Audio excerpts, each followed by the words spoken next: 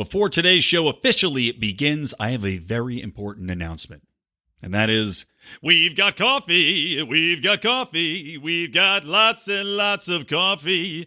Yes, all you alcoholics out there, all you neurotic maniacs, we've got coffee through Anarcho Coffee, a libertarian coffee company. It's called Morning Roar, named after our long-defunct morning edition of articles we used to write on lionsofliberty.com. But now it's just a sweet-ass coffee that you can wake yourself up with, be roaring for the day of liberty. You can find it at lionsofliberty.com/coffee. Order some today.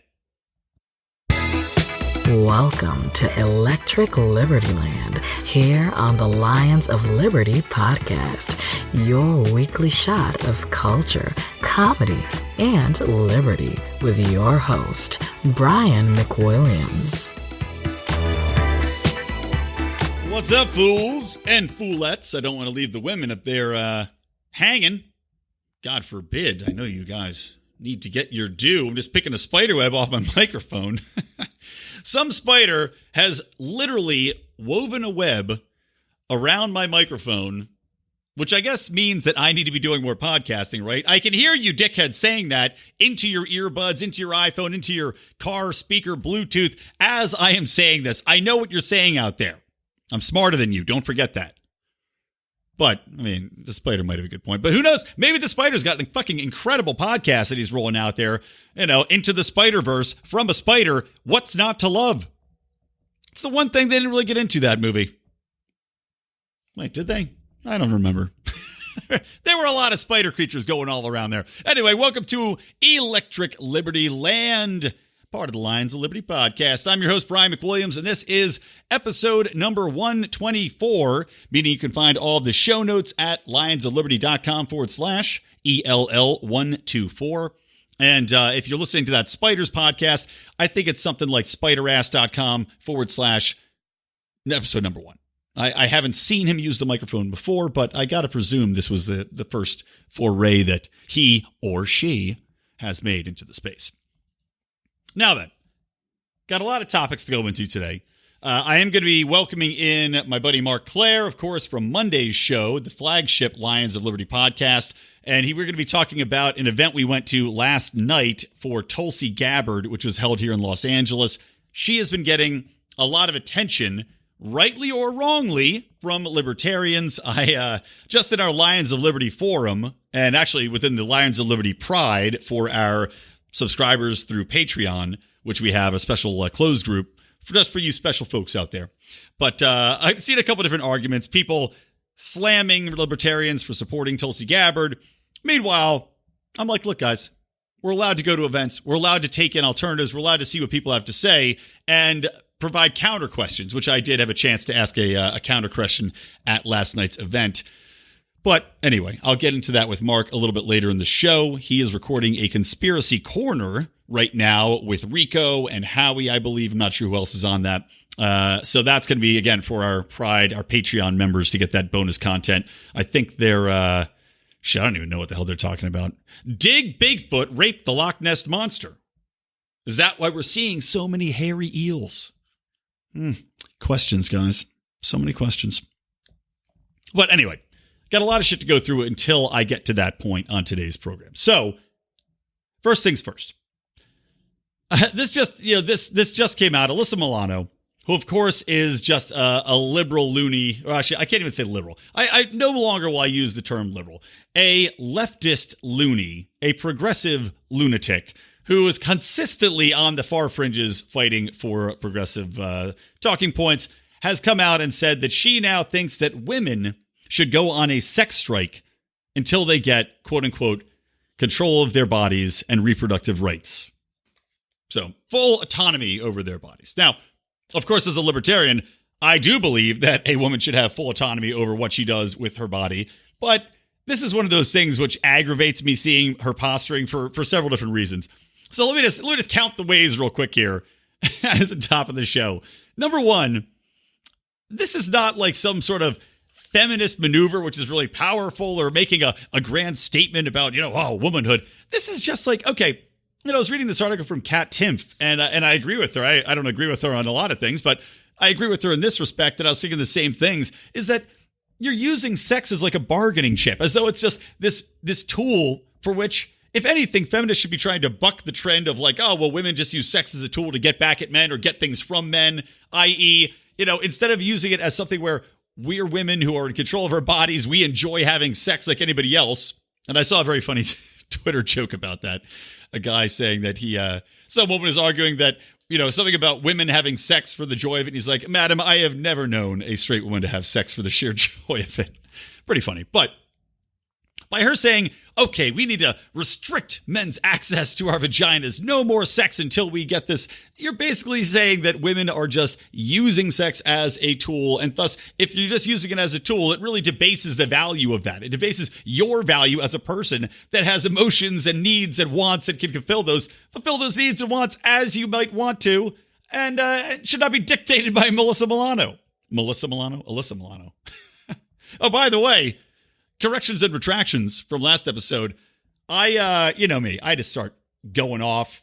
You put the key in, you wind the side of the fucking libertarian robot, drunken alcoholic robot like Bender on Futurama, pour a little whiskey in the top, wind me up, I go, and I get on my rant. And then last week I called William Barr, Attorney General William Barr, Bob Barr, I think the entire episode.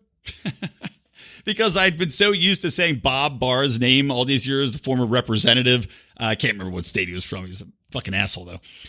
Anyway, so corrections and retractions. Of course, I meant William Barr during my ranting. And, you guys know. You're looking at the forest, guys, not the trees when you're listening to the old Electric Libertyland here. Okay, let's get back to Alyssa Milano. So that's issue number one. You're making this sex into a bargaining chip. Issue number two is she's saying that, okay, we have to get our autonomy back. No more sex for men. Okay, Alyssa, do you think that men are the only ones trying to restrict abortion rights? Because I hate to break it to you, there are quite a good number of women out there that don't agree with your positions that women should just be able to, hack and slash a baby out of your womb at any given moment. And I don't know if you guys listened to Mark's episode 400, which, by the way, I guess I could tell him in person he's going to be coming on the show. But a round of applause for Mark. Episode number 400. No small feat. No small feat, guys, in the podcasting world. Let alone any world, really. I mean, God, 400 episodes, man. That's amazing. So, Mark hit in Ovens O'Brien, Professor Walter Block, Dave Smith from Part of the Problem. They had a rousing, but yet very respectful debate about abortion. And, of course, Walter Block is famous for his evictionism theory. Ovens tended to side more with the evictionism side of things. I don't want to give it all away, but she has her own bent where she feels that still it's the mother's right to basically do as they will, however, sides more along the side with Walter. And Dave Smith, who has, since having his child, come around to support pretty much fully a pro-life stance. No ifs, ands, or buts. I listened to the whole thing. I found it was very interesting. I highly recommend you guys go back and listen to it as well. But for me, I am still of the bent where I would say I probably more closely aligned with Walter's position. However, I just can't seem, for me, I don't believe that conception is where a life begins. I believe that there is a time period wherein it is literally just a bunch of cells. And that's just my own personal opinion.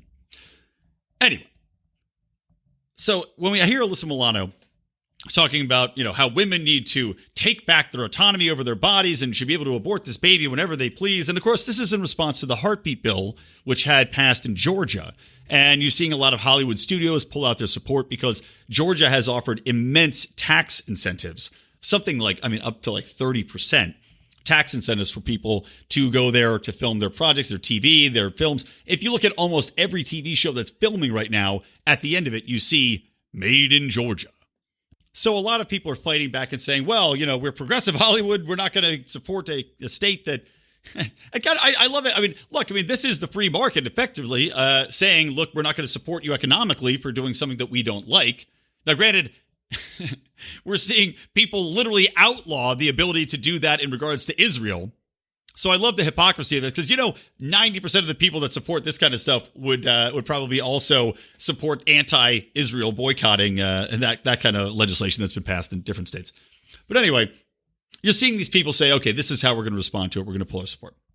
So for her to get on her soapbox, make this move, somehow ignore that Georgia has quite a few women in it, that I think the overall abortion question of pro-life, pro-choice is something along the lines of like 56 are pro-choice versus 44% pro-life. So, it's pretty tight there, but you see those numbers drastically decrease when you start talking about bills that allow abortions in the third trimester, or abortions, like that psychopath Northam in Virginia was talking about, where you basically have the baby and you keep the baby very comfortable, but then, you go and you sell it to a medical company that dissects the thing and they kill it as humanely, I guess, as you can kill a baby that is completely viable.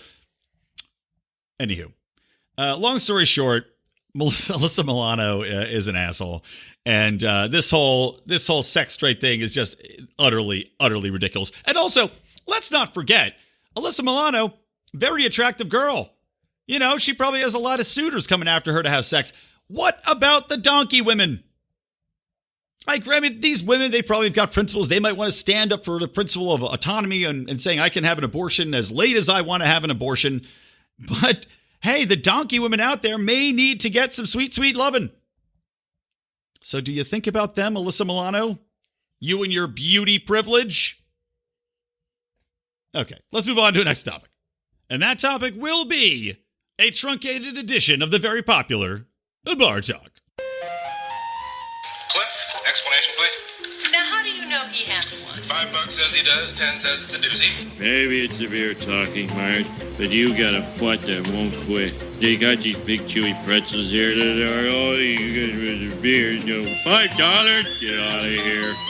Oh, yeah, Bar Talk. By the way, you know me, I'm famous for talking to dudes at bars. Mark and I were at a wrestling event with, actually Jason Stapleton was out hanging with us that night as well. And it was like some, local wrestling, which was fun to watch. But I ended up talking to this guy named Adam, who is a wrestler, or actually he's friends with all the wrestlers. I think he does a little wrestling. He has a wrestling podcast, and I think I'm actually going to have him on with Mark towards the end of the month to try to do an LALDL with him. Very funny guy, progressive, but incredibly open-minded and insanely knowledgeable about, like I'm talking my libertarian philosophies, and the guy is open to it, number one, responsive, and also knew a lot of the references I was making, which always blows my mind, especially in Liberty Challenge Los Angeles. But I also at this Tulsi event was talking to a guy, random dude in the stairwell. I'm like leaving the event. He's like, I didn't even know this was going on. Go down, start talking to him about Tulsi, what I like about it, what I don't like about it, get in a fucking 20-minute conversation with this guy in a stairwell. Probably people think we're, out there humping in secret. I mean, this is a public library after all. You're either shitting or fucking in the stairwell. There's no discourse going on. But another guy, libertarian bent, I mean, he's a little bit more conservative, identifies a little bit more libertarian style. Hopefully he listens to the podcast. I told him to tune in. So, Eric, if you're out there, give a listen. Good chatting with you, my brother. Okay, so with the Bar Talk, what I want to do Bar Talk on, and this is going to be pretty quick, is you're seeing this Representative Deb Haaland, Haaland. I think it's pronounced like the country, Holland. Maybe it's Haaland. Maybe it's pronounced like halva. Delicious. You guys ever have halva? It's like a sweet sesame seed. God, it's good. Anyway, she's all up in arms because Uber went public, and they had a really shitty IPO, for being honest. It was very underwhelming as far as what people expected them to get. But they were expected to be a $91 billion corporation valuation. They launched one under that. But the beef all these progressive have is that it's a gig economy. And they say that Uber and Lyft have all these advantages because they're only paying people as contractors. They're not paying them as full-time employees. They're not paying their Medicaid. They're not paying their Social Security. No, because they are independent contractors and not contract full-time employees. Well, Uber has a big benefit, and that's just not fair. And the title of this one article I was reading on Democracy Now!, so you start making a jerk-off motion, says, Deb Haaland or Holland introduces bill to make Uber and Lyft pay their fair share of taxes. So I'm going to come back around this, but it's not even, for them, it's not even about the workers, right? It's about them paying their fair share of taxes to the fucking government. Well, let's get into brass tacks. Again, if you're going to use this in a bar, you need to know these types of things. So this is what's ridiculous. And this is how they are literally trying to destroy the rideshare economy. And this is all tied into crony capitalism. We saw the power of the taxi lobbies. And granted, you are seeing Uber and Lyft drivers go on strike. But hey, Uber and Lyft drivers, it's not intended to be a full-time gig. It's like, if McDonald's workers went on strike, you don't really see that too often. Why? Because it's not supposed to be a full-time gig. It is a transitional gig. It is, literally, I'm calling it a gig because it is a gig. You do it to make a little bit of extra money here and there between jobs, maybe on top of another job. You do it because the amount of Uber drivers I've talked to that are like retirees that are doing it to get out of the house. Same thing when you see the old people working at Burger King. Can I take your order? It's like, okay, I understand. You're going to die if you don't do this job. Literally, you will die of boredom. I'll find you at home. The Price is Right will be on. You will be in a fetal position, drool coming out of your face, like I was a dissected mummy, as if you're cutting a mummy up. A desiccated old corpse watching The Price is Right, which at least, hey, if you're going to die, old people, listen to me here. If you're going to die watching some, mid-afternoon, mid-morning TV show, make it The Price is Right. Go out there supporting a fellow libertarian in Drew Carey. But anyway, people, you're not supposed to do it full time. That's not what the intent is. And also, by saying that you have to take all these employees on, right? They're saying, oh, we want to have a working wage. The company was not founded with that premise. You're trying to force a company into changing its business model to meet your demands because you don't have the ability to get a better job that is a full-time salaried position. And that is a ridiculous way to have an economic system to set up, to go about with the way we expect businesses to operate. Because we're not talking free market. Once the government gets involved, this is no longer free market. This is now government forcing a business to change its business model, which was created and was perfectly legal and is perfectly legal, to adapt itself to the whims of some of its more extreme workers and politicians and their political bents. And here's how it's going to destroy these companies. You've got your Uber, you've got your Lyft, based upon gigs, based upon people checking in, checking out, not driving full time. Okay, great. They're not full salary. They're not assured a salary when they are not working, when they're sitting around doing nothing, and nor should they be assured that salary. Commiserate with that comes Social Security, comes healthcare payments, comes all these other things with a contract full-time employee, but the whole system breaks down if that happens. Number one, if you force Uber and Lyft to have contract employees, what is going to happen to the employee pool? Well, they're going to massively slash those people down. The pool of coming and going, in and out people that can pop on and pop off, that disappears. Because it necessitates it disappearing. Because now the amount of money that Uber and Lyft have to pay into it, they can't possibly encompass all of these different people popping in and off of the service. So now they're forced to hire actual full-time salaried employees. Now it effectively becomes a taxi service. And we all know how expensive and inefficient taxi services are. So you're going to drastically see a drop in the amount of people that are driving Uber and Lyft. Not only that, but you're going to see a drastic rise in the cost of Uber and Lyft, not only because of the increases in cost for supporting full-time salaries, Social Security, Medicare, all the different payments they have to go through, the payroll taxes, all those things that the companies are going to have to deal with. On top of that, because you have a decreased pool of talent, quote unquote talent, God knows there's a lot of failed DJs I've talked to in fucking Uber and Lyft cars driving me around. But because you have a decreased pool, you now are going to have skyrocketing prices.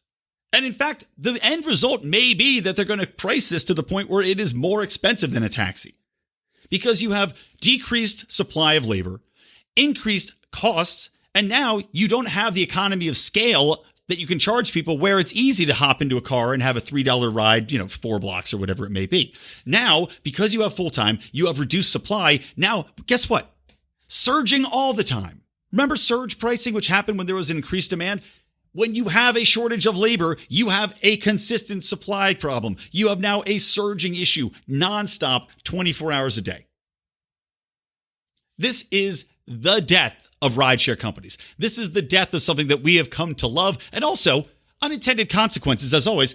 How many people now not only depend on Uber and Lyft as a extra gig, not a full-time, as a little bit of extra money to pay for college tuition, to pay for going out, to pay for food, to pay for whatever it is on top of their regular job, working a few hours on the weekend to make a little extra scratch. Not only that, how many people depend on Uber and Lyft as a cheap, reliable source of transportation if they do not have a car, if they do not have a license, if they need to get to work, if they need to get to an appointment?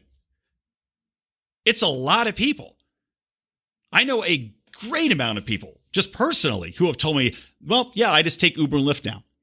My buddy sold his car. It's he and his wife. He wasn't working where he needed to have the car all the time. So he says, I just Uber to work. It's close. It's easy. So now he is going to be forced to go buy another car. And the people on the left, they talk about, oh, well, we care about the immigrants. We care about all these. We have all this legislation to protect people that can't get IDs and can't get cars, that can't get checking and banking accounts and all this other things. And yet they are trying to attack the people who are dependent on services like this to get around as a cheap, reliable source of transportation who may not be able to get a driver's license. Maybe they can just use their card from home. Maybe they got a credit card here. Now, granted, I know to open a bank account, you do need to get an ID, but suffice to say, you can still use your Mexican ID or your Venezuelan ID or your Japanese ID in the meantime. So anyway, what we're seeing here is literally the government fucking us coming, fucking us going. They're fucking us through excessive amount of surging pricing by changing a business model that is reliable, that works and people depend on, that is affordable to the masses. So they're trying to change that, tax the shit out of it. So they get that money up front. And now, in addition to that, they're going to get the payroll taxes because now they have to pay these people a lot more money. We are all paying a lot more money into this service, which can be taxed by the government as revenue. So literally, the government is fucking us coming and going, ruining a rideshare service and eating their cake and having it too, all at the expense of the consumer. Beautiful world, ain't it? Representative Deborah, who knows? Holland, enemy of the people. Cliff, explanation, please. Now, how do you know he has one? $5 says he does, 10 says it's a doozy. Maybe it's a beer talk. All right, and also a quick second edition of Bar Talk. Now, this has been touched on by Tom Woods, an entire episode on it. I know Dave Smith just did. He dedicated his whole episode this week. I was listening to at the gym earlier to debunking the concept that Bernie Sanders and AOC, they introduced a bill essentially which would limit credit card fees to 50% interest. They say it's to battle, quote unquote, usury, which is just lending people money. There's no other way to put it. That is just banking. That's lending people money. So I don't know. It's idiotic to even put that in there. But real quick way we can discuss this. I'm going to try to sum it up in 2 minutes why this is such a bad idea. Number one, you will destroy the entire credit card-based industry. Credit is a result of your actions in the market, the way in which you save, the way in which you pay your bills, the way in which you pay your debts off. You cannot have people that have bad credit get loaned money at the same amount and the same interest as people that have good credit, that are reliable, that have assets backing up that credit. It's not a good thing. It's not a bad people thing. It doesn't matter if you're the nicest person in the world. You may not be fiscally responsible. And by introducing a bill like this, you're doing two things. You're essentially denying the poorer people or the people with bad credit any access to credit. Because what's going to end up happening is maybe you have a scenario where you have microloans, which are something where it's become popular in third world countries, also somewhat here. You might be able to get a microloan for, 100% interest, and it's a 3-day loan, and it's essentially just to facilitate you saying like $50. Okay, here's $50. You need just this amount of money to get through. I'm going to charge you the interest for it, but it's not that much. I'll get paid back. So you're going to eliminate the ease of credit, the ease of access to money from people that don't have the ability to have these low interest rates to get a regular credit card.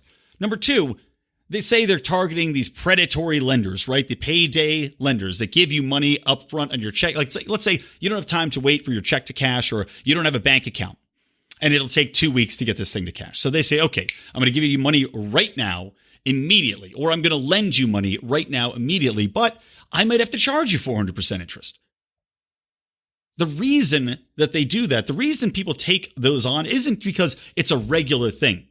And they've done studies into this, by the way, that show consistently people do not go to these quote unquote predatory lenders every week, day in, day out to cash their checks. It is 90% of the time due to an unforeseen circumstance where they need emergency funding and they don't have anywhere else to go. So you are denying people who are in dire circumstances access to capital that they will no longer be able to get, period. Because no lender is going to take on that level of risk for somebody if they can only charge them 15% interest. Because people that are in these dire straits that already have bad credit, if they say, okay, it's 15% interest, whatever, I'm just not going to worry about paying it back. I can eat that. I can suck that for a while. I've already got terrible credit. What's the worst that's going to happen to me? Whereas if you have these really high forms, they understand that money is building up quickly. They understand the urgency in paying that off as fast as possible in order to avoid having, a bill that's going to come to $10,000. And I understand people could say, oh, well, that's the problem. That's why it's so predatory. They're getting all this money from people. And if they don't pay it, oh, the bills are astronomical. Yeah, that's called incentive. If the incentive wasn't there, you would not get paid the money back. And these people that they're lending to have a long history of not paying people money back if they are at low interest rates. So all this does is deny people emergency funding that they would need in dire circumstances because we want to make a fun point about taking advantage of the poor and how banks have the advantage. So this is a bad bill. It's going to hurt people. Like every single bill the Democrats seem to put forward, it will hurt the people that it's designed to protect the most. Okay, that's it. Cliff, explanation, please. Now, how do you know he has one? $5 says he does, 10 says it's a doozy. Maybe it's severe talking, Marge, but you got a butt that won't quit. They got these big chewy pretzels here that are, you guys Too bad, right? That was like a 4-minute rant. That's pretty tight. Because I have a penchant for going on these bar talks, because I'll take on something like, banking reform on the broader scale or the housing crisis. And I'll be like, it's a bar talk. I'm going to tell you how to talk to people in bars. And then I'll talk for half an hour. And I'm like, man, these people better be on some good drugs if they're going to listen to a 30-minute rant. Anywho, let's take a little break. I'll be back with more topics. And then a little later on, we're going to bring in Mark. We don't rise to the level of our expectations, we fall to the level of our training. Those epic words from Archilochus can sum up your ability to succeed or fail in business. I want to recommend Conversation Mat Time to our listeners as a way to hone your one-on-one conversation skills in a role-playing session that can help take you to the next level. During 25-minute sessions, you'll work through the best way to approach that raise, that interview, or that relationship with a practiced professional that will provide the confidence and experience you need to get paid what you're worth or take that interpersonal risk you've never been able to conquer. Just like in jiu-jitsu, the difference between a novice and a black belt is mat time. Train to win. Visit conversationmattime.com and take advantage of a free 15-minute consultation just for listeners of this show. All right, we are back with Electric Libertyland, episode number 124. lionsofliberty.com/ELL 124 for all the show notes, links to the stories that I am talking about today. Okay, let's get back into it. Let's talk a little bit about the trade war right now, which has just taken a brand new turn for the retarded. I mean, right now, you got both sides ramping up to 25% tariffs. And then you have Trump's scheme, which, listen to this madness. Not only are Americans now, and a recent study came out where they're even admitting it, that Americans are paying for these by paying higher prices at markets for everything Chinese. Not only, the consumer goods, but just every other like raw materials that we might be coming in. And also, China buys predominantly a lot of resources from America, like foodstuffs, a lot of our farming goods, because China's got infrastructure. They've got farming ability, but they still import a lot of food from us. And so Trump, during this tariff thing, because the Chinese now are like, well, okay, we're not going to import your food. And there's kind of workarounds going on where you're seeing other countries that they do have relationships with ongoing now are actually buying, like Brazil is buying American agricultural products and then selling them to the Chinese and just charging them more. So they're still selling, our same products are still going over there, but by a workaround makes it more expensive for everybody. But you've got, literally, Trump says, okay, well, our farmers are growing these crops And we're just going to use the money we're getting from the tariffs to bail them out to the tunes of billions of dollars, so that in addition to the subsidies these fuckers already get, which I talked about this on another episode, they passed this farm bill, which assures that, relatives that are like 2 steps removed from the actual farmer are still eligible for like up to $120,000 a year in farm aid, in subsidies from the government. Just free money from the government. So Trump now, on top of all that money they're already getting, says that, these poor farmers in the country, they're suffering because of my idiotic trade war and my tariffs that I'm putting on all of our goods coming from China. And in return, the tariffs that China's putting on our goods. So I'll just give them billions of dollars to bail them out. I still want them to keep growing food, but we're just going to let it rot in warehouses. We're just going to have it, just rot in the fields, just chilling out there, let all tomatoes rot on the vine. Here's your money, guys. Courtesy of the American taxpayer. And again, like I was talking about before, government giving it to us, coming and going. So the government's getting the money from the tariffs in this trade war. America and its citizens are paying more for all of the consumer goods that we relied on coming over cheaply from China. So we get fucked while the government enriches itself at our expense. And yet, some reason people are cheering this. For some reason, people still think that this is good economic sense. And you're seeing people in the media, you fucking Schiff, Trump's, or Chuck Schumer, I think, right? One of the two. I can't remember exactly which one. Schiff or Schumer, one of the two, applauding Trump for raising this tariffs even higher, for keeping this trade war ongoing. Because they know they're just getting richer off of it. They don't give a shit about the American populace. And I'll tell you what really drove me up the absolute goddamn wall is, we're talking about the tariffs. We're talking about the expense that people are paying here at home. And a GOP senator, who you may have heard of, Tom Cotton, notorious. I think, didn't he make an early presidential run last year? He's a uber war hawk, just a douche nozzle. So Tom Cotton comes out there, of course, because he's got to just drum on that military industrial complex drum. He loves fucking bongoing that shit up. He comes out and he defends the tariffs on China in this way. This is a quote from CBS this morning.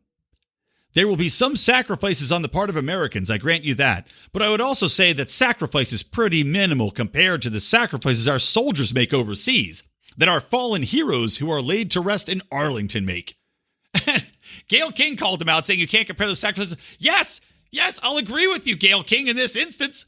What the fuck is he talking about? You're comparing voluntary military service, which that's nothing to even say about our military policy, which is abhorrent. But you're talking about people that have volunteered to go over, to go to war, to combat and fight for our country, whether or not those circumstances where they were kind of forced into it due to the economy or not. But they signed up. They knew what they're getting into. Now they're overseas. They're dying in wars that America has started, which, by the way, are, again, theme of the episode, fucking us coming and going. Wars that we have started, wars that we continue at great expense, running up the deficit, something like $72,000 a household now, that cause terrorism at home, which of course we have to spend more money on, that have caused any number of inconveniences for people at home due to the war on terror with the TSA and all these other restrictions and the costs of the TSA and the costs of all these security measures that airlines slap on us on top of all the other regulations and fees. This stupid motherfucker is saying that our sacrifice is minimal compared to soldiers making sacrifices overseas. I'm sorry, that's your job. It's your fucking job. People here don't have a choice to make those sacrifices. You made the choice for us. Trump is making the choice for us by imposing these tariffs. People got to buy these goods and services. They are now forced to pay more. And you don't know what this adds up to. You don't know the sacrifice these people are making at home. How does this dumb bastard know that somebody can't afford to send their kid to a school? How do they know they can't afford to buy their kid a meal now because the tariffs put in place that made everything in their life more expensive? And for some people, look, that might be living on the edge. You might be barely clinging to that poverty line. You might be just above it. And now, because you gotta make some sacrifices, and hey, don't talk about your sacrifices, every American. Let's talk about the very few sacrifices that are going on behalf of the American soldiers abroad. And look, and I'm not discounting, by the way, because there's a lot of veterans listening to the show, a lot of soldiers and active military personnel. I'm not discounting your sacrifices. Let me make that very clear. I'm not trying to demean what you have, what you've done, what you're going through, anything like that. It's not what I'm saying. But I'm saying that by comparing specific circumstances, people specifically dying for a cause which they probably don't believe in overseas, but having voluntarily undertaken that, and again, in a minuscule way compared to the breadth of all of America, is completely fucking retarded. So, Tom Cotton, eat a giant dick. But in general, just this trade war continues to go on. We're now seeing it ratchet up. I don't see an end in sight other than the fact that Trump is going to, at some point, have to make a deal. Because if this is going on into when he actually gets into campaign mode, it ain't going to be good for him. And to me, it seems that China has the advantage because they can wait him out. They're a big communist nation. They've got other options. They've got infrastructure there that they can depend on. I mean, they can literally alter what they're investing all of their communist dollars into to boost agriculture if they have to, because they're still a net exporter. So they have the ability to say, okay, well, we're going to adjust that. We might make a little bit less money, but we can compensate for you pulling those products out. It might slow our economy down a bit, but they're also buying up all of our debt. They've got the money. They could just sell off some of the debts that they owe and make that money back. They could sell off some of the bonds that they buy from America. I mean, there's ways China can make it through, even if they have to limp a little bit, to force Trump's hand here. So I don't see how he's going to win this. Not on the time frame he's on. And they can just wait him out, banking on somebody that's going to be a little bit weaker as far as the posturing that they take with China coming into office. So why would they make a deal now? I don't know. This whole thing's just fucked. It's just, it's a tit for tat game. And we're seeing clearly neither of these governments give a shit about their citizens. Trump pretends to. He thinks, and honestly, I'll give Trump credit in that I actually think he believes what he's saying, that the tariffs are going to help people, that this is for the good of all Americans, that he's going to bring business back and China will play fair. And I'm not saying China isn't cheating, but at the end of the day, all you're doing is propping up bad industries that are better off going overseas. We just got out of the way and let free trade happen. Better off for Americans being able to buy cheap products that are made more efficiently somewhere else as we concentrate on a different industry. Instead of dredging up these industries of the past, keeping them going on life support via this irredeemable and easily economically debunked tariff policy. Just aggravating. So let's all enjoy paying $3 more for all of our fucking Hanes t-shirts, guys. All right, let's turn our attention. Instead of going towards China, let's turn it towards Iran. Because we're seeing John Bolton. I just watched Office Space, by the way, this past weekend. Been a long time since I watched it. Very funny. Michael Bolton, that no-talent ass clown. John Bolton, we're seeing him, and he and Trump are kind of, I don't know, they're going back and forth now. I'm not sure what to believe. Trump says he's tempering Michael Bolton. God damn it. He's tempering John Bolton's more warmongering neocon instincts. There's rumors and rumbles that Trump is sick of the way Bolton has been going about and comporting himself and the tactics that he thinks that should be taken in regards to Iran. But at the same time, I'm still seeing him stay in place. I'm still seeing these reports come out. And the most recent one that was leaked says that the United States is making plans already to send 120,000 troops. The same force, basically size-wise, that invaded Iraq in 2003. Approximately the same force to, quote-unquote, not be in a war. Ooh, not going to be in a war, sending 120,000 troops over there. But want to send 120,000 troops as a response to Iran because they foresee an attack coming. And now this attack, as we were kind of talking about our Lions of Liberty email chain between all of us, all of us Lions, this is based upon Iran being involved in Syria, which, of course, why is America in Syria? You got me, man. Makes no fucking sense to me, especially considering that a report came out, and this is absolutely fascinating, by the way, but a report came out recently from the engineering corps, the official engineering corps. Hold on, let me pull up this story because I don't know why I'm just talking about it out my ass. I like to do that, but I don't like to do it like this. Hold on, let me get this goddamn story up. So here we go. Moon of Alabama. I know it's a kind of a ridiculous name, but moonofalabama.org got their hands on the official report from the OPCW, which is the Organization for the Prohibition of Chemical Weapons. and they sent a fact-finding mission with engineers to investigate the quote-unquote chemical attack by Assad on his own people. Now, I've said numerous times on the show that attack was total bullshit. It was clear that this was just a reason to suck America back into Syria. It was basically done by the White Helmets in order to draw us back in there, keep us involved in the Civil War. And as we've seen now with this investigation, the engineers went in, they examined the canisters, which is extra ridiculous. They claimed these canisters were dropped from a helicopter into these two different buildings, and then they spewed this chlorine gas, right? So, number one, hard to believe that these canisters are going to just crash through these roofs and make these massive holes, which they said looked like they were resulted from artillery, and then were placed inside the houses. So, hard to believe that these helicopters, drop them down, flying along in a helicopter, which, number one, difficult to drop a canister, which is it's not like a missile. This canister, because I saw the pictures here, and I'll link to it in the show notes. You can see the canisters. They're not streamlined. They don't have fins on them. They don't have anything. They're not like something you can drop from 3,000 feet up with any source of accuracy to try to get down in these houses. So they drop them into these artillery holes, and the engineers go in. They look at the cylinders. They go, okay, well, there's no real damage to these cylinders. So there's no way they crash through roofs, and that's the result of this action from a helicopter. Determined that it was, in fact, placed there by hand, both cylinders, and that there was no evidence to say that this was an attack coming from Assad, coming from his forces to try to intentionally target these people. So that just came out. But we're still over there. We're still involved. So we've got a situation now where Iran is involved in Syria because, it's right there. It's one of their allies. It's right next to them. We're over there for no fucking reason, but we're using that as a premise for a possible attack with our 120,000 troops that we're readying to send over. We already have a ocean cruiser over there, an aircraft carrier over there with a full bomber squadron, and they are now flying missions basically to try to taunt the Iranians into doing something. We're claiming that Iran attacked Saudi Arabian oil facilities. Maybe. I don't know. There's no evidence to prove that. It doesn't look like there's damage in the photos that are taken. So it seems like another false flag operation. And then on top of that, they're saying that Yemen is the reason that we should be going over there and fighting the Iranians.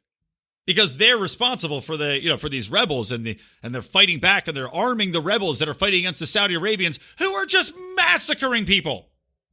And the United States is helping them in an ongoing, unconstitutional, non-approved congressional war, which Trump has vetoed when they tried to push through and restrain it and stop us from essentially arming and fueling and aiding the Saudis in this ongoing genocide they're committing over in Yemen. So you got three reasons, none of which are viable for the United States to be engaging in any war with Iran. But no, we're posturing that if there's any attack on United States troops in any of these regions we're not supposed to be in and have no reason to be in, or, gotta love this one, or we might go and attack them if they start to ramp up their nuclear program again. Which, I'm sorry, we had a plan in place, to the best of my knowledge, and they were following it. Trump decided he was going to rip that up, pull us out of that deal. The Iranians, of course, in response. Now, they said that they are still working with the NATO inspectors. That was the last report I read anyway. Maybe they're saber rattling and saying, we're going to start it up again. Let's get another deal made. Still no deal on the table.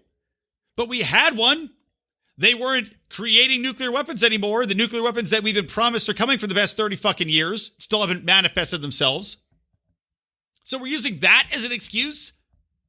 The deal that we pulled out of, that's our excuse to go and invade Iran, to start a brand new fucking war in the Middle East, which we can't afford, to destroy another country. And look, Iran, I got my problems with Iran, don't get me wrong, but at least they're stable. At least there's not massive amounts of Al-Qaeda and ISIS going on. They're filling in that power void. At least they're a functioning government. But we can't have that. We got to go in and flip that apple cart, baby. Kick it over, let John Bolton go and fuck all the apples rotten. That's how they call him, Apple fucking B. He's like Johnny Appleseed, except with a big gay mustache, and he likes to fuck apples until the cores fall out. I heard Granny Smiths are his favorite, but you can't believe everything you read. You can't believe the blogs. So that's my foreign affairs wrap-up, guys. All right, now let's bring in Mark. Let's talk a little bit about Tulsi Gabbard. So without further ado...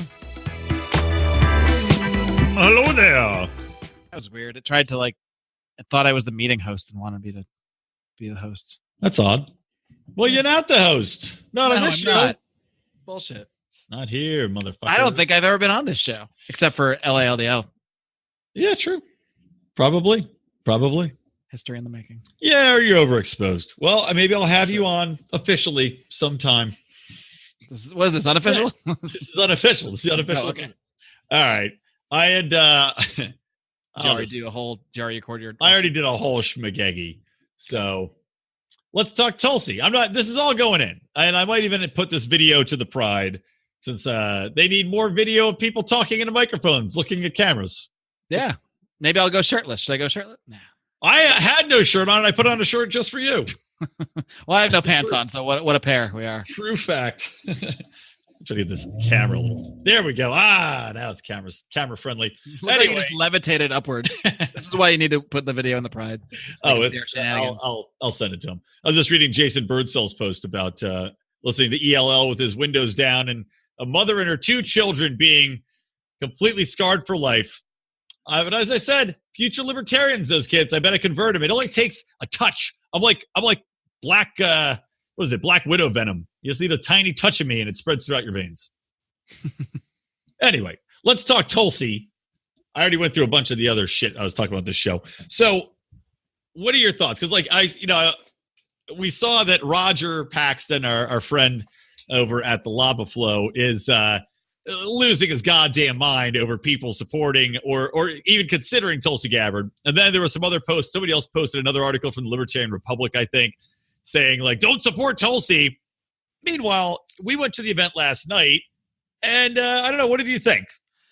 How many times during that event did we look at each other or look at one of the other libertarians we were with and roll our eyes?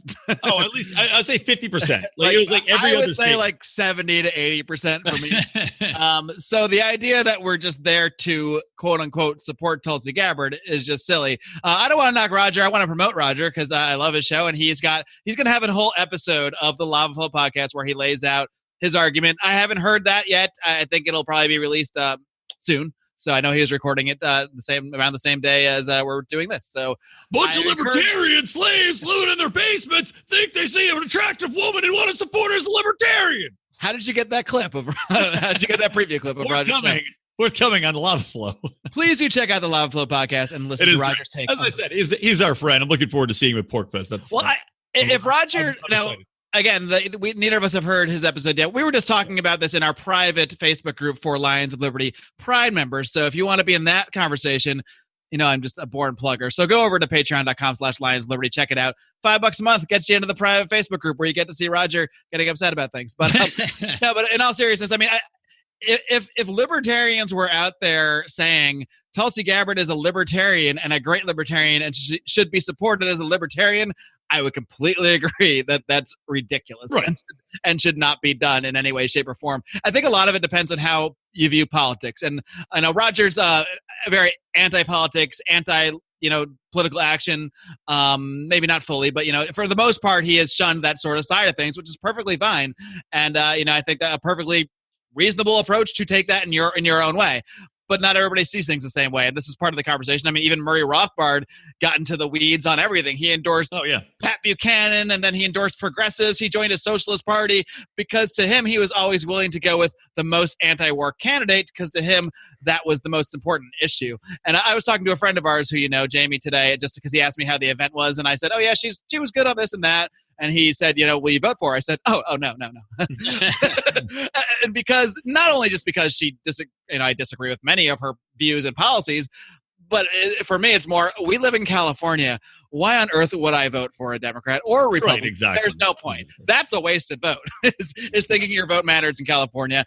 Whoever wins the Democratic nomination is going to win the... Yeah, completely. Well, it's one of those things where it's like people...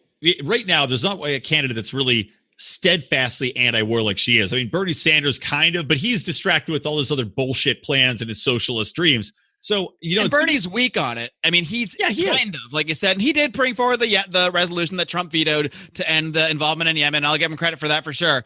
But now the difference, I think what sets Tulsi apart and why libertarians are attracted to her, I'm just talking about philosophically. For more than obvious reasons. She's very attractive, I will say, in person. She was very good looking. For a Democratic candidate, she's very attractive for sure. By the way, ugliest crowd. I thought there'd be a lot of hot young things. The ugliest crowd I've ever seen, because Santa Monica's full of beautiful people. This was like all the fucking Ugg bugs rolled out from under the carpet to show up at this event. Just like the scum of the Democratic earth was at this. Brian always brings the hard hitting analysis on these. Oh no, I've got notes and notes and notes and notes here. I'm going to get into, but you're ranting, so I'm going to let you finish your rant. Yeah, the thing with Tulsi to me is she makes war her primary issue. It's not like she's just kind of good on it and a little bit better. She makes it the focus of her campaign. And I was actually worried that the moderator, who I'll just tell the interesting story that I heard from someone who I don't believe is a libertarian. He just heard me and Adam, our friend Adam, who's a member of the Pride, talking about her. And I think he got the idea we weren't, regular Democrats anyway. We were kind of talking about being against the establishment. He showed us this video of a night before there was an event in Malibu, and it was the same host, the lady that was was up on stage that brought her up. And I guess someone had asked a question in Malibu, had asked Tulsi a question. You can look this up on YouTube. Maybe you can find it, post it in your show notes, give you more work to do. But someone had asked a question about how the DNC helped to rig primaries against Bernie Sanders in 2016, and what Tulsi might be able to do to combat anything similar happening to her. And the lady took the microphone from her. Yeah, because this lady, whatever, I don't know who she is. She seems authoritarian to their core. She was like the head of the Malibu Democratic Club or some bullshit like that. Yeah. So I just found that interesting. That I think. What's interesting about Tulsi is she makes this her big issue. It's the thing she talks about the most. She even brings it up when other things are being talked about. And that's just not something other candidates do. At best, other Democratic candidates might give an answer that's a little bit better on war than maybe Donald Trump might, or maybe some Republican might. Sure. But they don't really mean it. And, maybe they do, but it's not something they're going to push forward. It's not something they're campaigning around. Tulsi is campaigning around being anti-war. That aspect of it is something libertarians should apprecithink without a doubt. Well, and she's a veteran. She's been, she's saying, recounting these stories, she's saying she was in there. She's in Iraq. She was in I think it was Iraq for 2 tours. Yeah. And she's saying, she's seeing the financial toll. She's seeing all the things we talk about, how the people there are impacted. They're despising America because we're there. We're fucking their entire lives up. We're destabilizing the country. You're seeing the impact. And then also not only the outward wars, but I like that she talked about the unaccounted for expenses that you see, the corruption that's involved, the crony capitalism, the Halliburtons getting contracts, all the things libertarians rant about. Yeah, she is fantastic on war.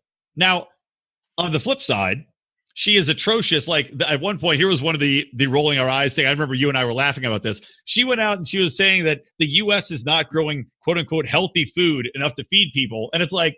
That was one of the things that it made no sense. It's like all those Democratic talk points. You go, what the fuck are you talking about? This makes zero sense. We grow too much food. We're paying farmers not to grow food. If anything, we have more food. We could feed the entire continent 3 times over with healthy food. Yeah, I think she's probably kind of referring to, which again, maybe she's not looking at it this way to me. GMO, is that what you're thinking? Because she didn't say maybe, but I'm just thinking, maybe if we're talking about people going hungry, like you've mentioned before, hunger is not a problem in America.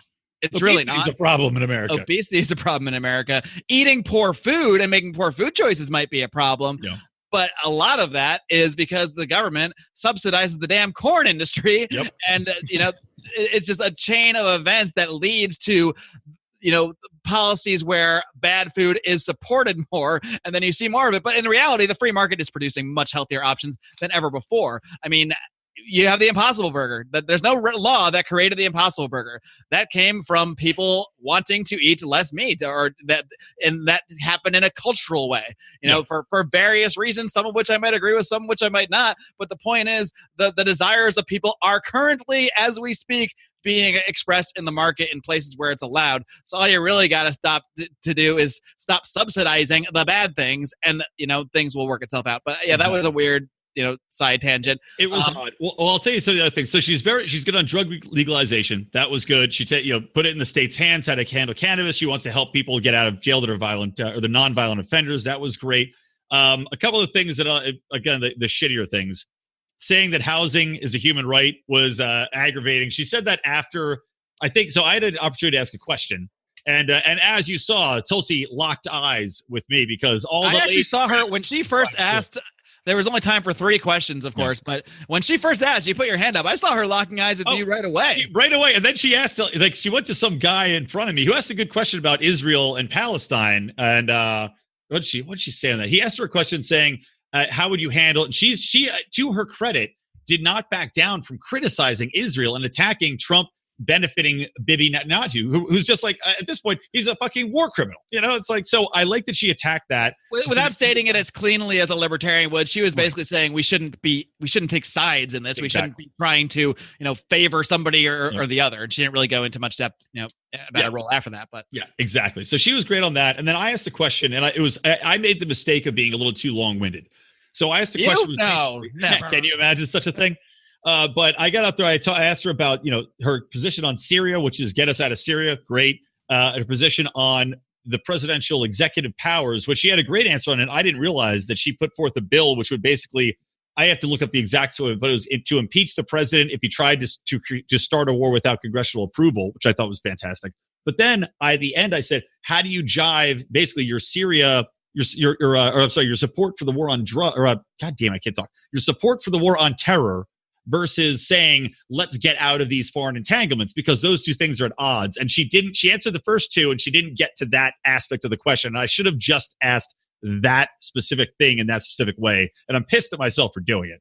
But what are you going to do? Well, as Roger pointed out, she did have some statements from her run in Congress kind of supporting the war on terror under Obama as sort of to me, I think, because she's not new. I've been following her for some time. She's basically saying, if there's terrorists that we have to go after, we should get them. But we shouldn't be going through regime change and launching wars and that sort of thing. That's not what she said last night, by the way, just to be clear. That's just what she was saying in a link from her campaign site from a couple of years ago. I don't know if she's purely anti-war in the sense that most libertarians would be, but neither's Ron Paul. Yeah. Neither is Rand Paul. And her foreign policy is essentially the same as theirs, as far as I can tell. Yeah, it seems that way. And she did say a couple of other things I'll share with you guys again, where Mark and I are rolling our eyes. I don't think did she say it was something about more women in government? That was an eye-rolling moment. I don't know if she said was that the moderator? That was the moderator. I think that was the moderator. She was like, first of all, we're glad you're a woman who's running. I'm just like, I'm glad women run too. We're all glad women are running. We don't need to point it out every fucking time. She said, the moderator also said, we take it for granted that women can run for president now. And all I could think was, that's good. We should take it for granted. We want progress. When you take it for granted, it means it's so common and so not a thing that we don't need to make a big deal out of it because it's become normalized. So we take it for granted that black and white people walk down the street together. Yes, great. Yeah. That's fantastic. That's what we should think. I take it for granted that I could go date a black chick and no one would think it was that weird. Yeah, precisely. I'm not, and I haven't been, but that's not the point. Neither here nor there. But I could. You could, and you should. No, but what I was going to say is that she did say she was homeschooled, which was, I didn't realize, impressive. But then she undercut herself from the liberty. It's like she couldn't sound too a libertarian talking about how homeschooling was a good thing. Because she said her mom was a special ed teacher, which I thought was funny because I said, oh, that's why she could communicate with the Democratic Party so well. And but then she goes, she had the freedom to learn at her own pace and how great it was to learn in that environment. And clearly she's turned out to be a very intelligent woman. But then she's like, what we need to do is reinvest in education, which reminds me of this. I wrote this down at the event. I emailed myself, in Idiocracy, Brondo, it's what plants crave, or it's got what plants crave. Yeah. That's what it reminds me of, the fucking Democratic position in education. Education, it's got what plants crave. It's like they can't seem to get their minds around that it's not good. It's not the solution, but they keep fucking doubling down on it and keep watering the plants that are dying. I think in some ways Well, like we both know, she defaults to the Democratic position on every economic issue. That's without a doubt what she is for the most part. But yeah, I mean, it's funny. Like you said, she was giving her talking about homeschooling and the flexibility and how, she was able to adapt to her. That is the argument, or it's not the moral argument, but it's, I guess, the utilitarian side of the argument for not having the federal government create a monopoly over how they control the education system. When they do that and the government controls how people should be taught, what curriculum should say, what tests should be given, and all of this, that is putting everyone in a rigid system that is the opposite of the system in which Tulsi was able to thrive and become such an intelligent, successful person. Yep, exactly, man. So I did get you already know this, but I did get the media contact for her on the campaign level, the 2020 campaign. So I shot her an email, invited her to come on the show. I sent the link to your Amash interview because I ain't sending to my Electric Libertyland content. That'll be No, I wouldn't do that. But we'll see what she says because it would be interesting to have her on. Send her to the lava flow. Yes, yeah, that will turn out fantastic. Although who knows? Isn't she like twice divorced? Maybe she'll have a strange attraction to Rhino Roger. She's on her second husband. I'm not. Is she? I thought she was single. I don't know. The way she's not single. She was giving me the laser vision when I asked my question. Makes me think she was on the prowl. But you should Google pictures of her husband. He's an interesting looking person. That's all I said. Post it in the show notes. I'll put him as the featured image. I do want to get back to something I was starting to rant about later, and I think I got sidetracked. But I guess a lot of this, I want to address this whole like libertarian supporting Tulsi Gabbard thing a little deeper, because I just think it's important that, like we have a lot of friends who are Democrats who their instinct would be to not agree with most libertarian positions, even on war stuff. You'd think Democrats default to that. They really don't anymore. If we can show some people that we're willing to listen to someone from their side and agree with her strongly on these issues, on these anti-war issues, and that person is someone they identify with as well, because all that 88% stuff that we roll our eyes at, they're nodding their heads at. Right. We can have those conversations with them separately, and we do and will. But if we can, agree on something that we should agree on her with, and we're not just rejecting that part of her, that aspect of her, just because of her D, that's how you communicate with people, and that's how you start to win people over to your side. Right. I'm not saying any of these people are going to snap their fingers and go, oh, let's be libertarians now. But that's not how anything works. That's not how any kind of persuasion works in life for the majority of people. The majority of people are swayed when they learn that you're on their side. And when you can show people legitimately, not through deception, that we're on their side, at least on these issues, it can start to get them to think, okay, well, she's so great on these other things, and then she says this anti-war stuff, maybe that is important. Maybe we should be listening to this stuff more. And there's no reason for a libertarian to be shy about cheering or rooting for someone saying specifically libertarian things. That doesn't mean you're rooting for the entirety of the person. It doesn't mean you're going to endorse the person. But who doesn't want there's no anti-war voice in the presidential race outside of some obscure libertarian candidates who are not going to get on TV. That's just the facts of the matter. Who's going to be on TV that people are watching? Democratic candidates running against Trump. Right. Those are the only people. And is Bill Weld going to be our anti-war candidate primarying Donald Trump? That's not going to happen. He's not going to get a minute of TV time. There's not going to be Republican debates. Right. The only conversation is going to be in Democratic debates. So if there's one, and I might even say two, because Mike Gravel is an interesting character. I don't know if he'll get into the debates, but I'd love to see him get into debates because he's also very anti-war, perhaps more so than Tulsi Gabbard is. But I don't see any contradiction at all in libertarians rooting for an anti-war message. That doesn't mean you're rooting for even the person, but if that person is leading with an anti-war message and can get more attention to that specific message, I don't see the problem. Well, exactly. And it was a lot of cheers, and then there was one point where I think I actually was audibly booing. But but that aside, like you're saying, there is the concept of coalition building, and there is about concept of introducing people to the ideas. When you come around to it, if you can get people to agree with you on war being the biggest issue and the war on drugs being bigger issues, those can bleed into them being convinced on other topics. And if nothing else, it allows you to talk to people and open up to a conversation. Whereas at the point, if you introduce yourself as a libertarian right now to 90% of the people out there that don't agree with you, you have no shot because their minds are already closed off. So if you can find these major issues and, like you said, show support, show that you can agree with them on a candidate, at least in some respect, then you at least have a chance of a dialogue. And once you start that dialogue, who knows what can happen? Then you actually have a shot at converting. But if you shut yourself off, if you say, I can't even look in the direction of that, then what's the point? You're just preaching to the choir, and that's not helping anybody. And imagine this scenario. Imagine someone like Tulsi Gabbard could become president, did become president, has the litany of Democratic policies we disagree with, just like all the other Democrats, I should say. There's really no difference on that stuff. But if that's the one that can get in, and if she's sincere, and I mean, the power of the presidency to end these wars is she can do it like that. Mm-hmm. And when she was asked what she would do when she got into office, unprompted, she said she would begin bringing troops home. Yeah, first thing. It sounded like Ron Paul with that answer. Bring the troops home. Yep. So to me, she comes across as very sincere, even on the stuff I disagree with her with. She comes across to me as someone who means what she says. Maybe she'll get into office like so many others. I don't think she'll get into office. Let's be clear. But yes, it's possible. She could be just like many others and say a lot of things that don't happen. She could be like Trump and say a lot of things about taking troops out of places that doesn't even happen. I don't think she's hiring John Bolton to be her national security advisor, though. Pretty sure she's not going to do that. And I'm pretty sure that she could, and I know she could, have the power to end the war in Yemen with a snap of the fingers and enter support for that with a snap of the fingers. If that's the only good thing someone like her ever did in office and just had a bunch of other non-libertarian policies like any other president would, then good, because at least we're going to stop some people from dying then. There's people dying literally every day because they don't have clean fucking water in Yemen. Yep. So yeah, politics, libertarian purity, these are all things to talk about. Where's the part where if we just say we can stop some lives from being snuffed out with our own money that's being taken from us, why should we not root for that to happen? So I'm not even necessarily rooting for Tulsi Gabbard to win the presidency. Of the current options, I could see arguments that she's the least bad of current possibly realistic options. But the bigger point is bringing more attention to this anti-war issue that's just not going to have a voice in 2020 otherwise. That she is the only one with a good chance to get the voice out there at all. I love Mike Gravel. I hope he gets attention too. She has a lot better chance to spread that message than he does. Damn well right. Well, agreed. Okay, one more quick topic.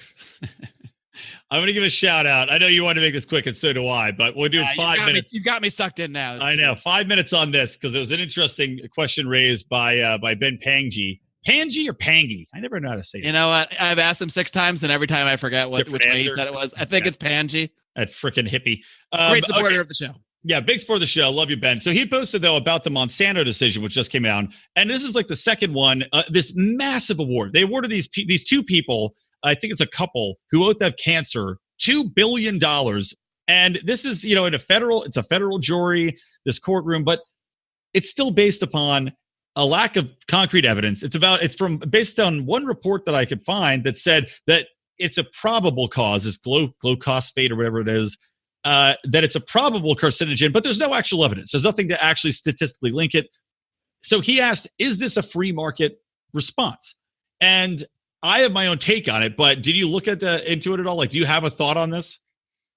I did not read the article, if that's what you're asking me. I just summed it up for you. Literally, they gave $2 billion to these two people. That was it. A jury gave them $2 billion because they said that they got cancer from Roundup. But there's no evidence to actually back this up. No concrete evidence to what did the jury base it on? They're based it upon testimony. And again, this one report, as far as I could tell, the one report that came out that said it was a probable carcinogen. So there's been 14 tests that Monsanto claims have been done independently that have debunked it. There's, I think, the position of the EPA, even before Trump, this is from 2009, said that it is not you cannot have a direct correlation between that as a cancer-causing agent. Well, I'm not about to trust the EPA. That's for sure. Neither am I, but I'm just saying. But you think the EPA might default to go it's big business, so they'd be in bed with them. Here's my take. I can't possibly tell you the science of whether Roundup causes cancer or not, but let's presume all I can say is if it doesn't, then this is ridiculous. Right. If it does, then it's maybe is and maybe isn't. I don't really know if you can put a price on someone getting cancer or not. I would say I'll put a price on it. It's less than $2 billion. No, I'm going to say it's less than $2 billion personally. But if Monsanto gives me cancer, I want $3 billion. Well, get out there and suck some glucophosphate or whatever the fuck it is. Drink it down, man. Maybe I will. I'll give you my quick take on this, and that let's say it's a free market situation where you say, okay, this is the market responding because this is like we're saying with well, it's not the market responding. Let's just free market, not the market. Let's say, is this a free market response? Is what his question was. Well, no, it's nothing in the court is a free market response. Even if you support a court system, it's obviously not a free market response because it's a function of government. So right. that exactly doesn't even add up. Exactly. So yeah, number one, it's a function of government. Number two, even if we're to extrapolate this to a broader libertarian sense, right? Like this is a libertarian world. Let's get rid of the context of the current decision. Even if it were, so you'd have a private court, then you'd probably have an arbitrator that would weigh in. You probably still would not get a decision awarding $2 billion. But I think you'd also have to have some sort of provable causation. And in this situation, that doesn't seem to be the case. It seems to be people, and this is all in California, so it's cherry picked in these areas that are outside of San Francisco. So you have a hyper liberal jury that wants to attack big corporations. So, and then you also have media conglomerates that are covering this issue and demonizing Monsanto. So just taking that all into account, it doesn't seem to me like it's an honest shake. And I think that if we're a libertarian society, it would not play out in this manner. I think you would have, even if it was something where you could say, well, we figure there's enough of evidence to say causation, you still wouldn't have a decision to this extent. It still would be considered a little bit ridiculous. Yeah, it's hard to say. Yeah, man. I'm not going to provide insightful commentary on this because it's too messy of an issue. It is, but I brought it up. It was an interesting question, so give it a shot. We could go on a 2-hour screed about how free market libertarian courts would, sort these sort of things out and how torts would work, but no one wants to hear that stuff. They can go to the lava flow for that. There you go, Roger. Roger, we're endorsing the shit out of you today. Yeah, there you go. And also, I gave you a shout out earlier in the show, but we'll wrap it on this. Mark, my friend, congratulations on 400 episodes. Oh, I thank you. Very impressive, and it was a very good show. So, yeah, man, seriously, that's fucking I think technically you may have produced one or two of those in the RAM pluses and minus days, but we don't need to. But still, I'm not going to celebrate on 402. That's just stupid. That's like Tom Wood style. Yeah. His 1,000th show. It's my 1,015th show, but we're going to celebrate the 1,000th episode here. Tom Woods, bro. Okay, anyway, that's punching up. You're still punching up at Tom Woods. Always, never stop punching.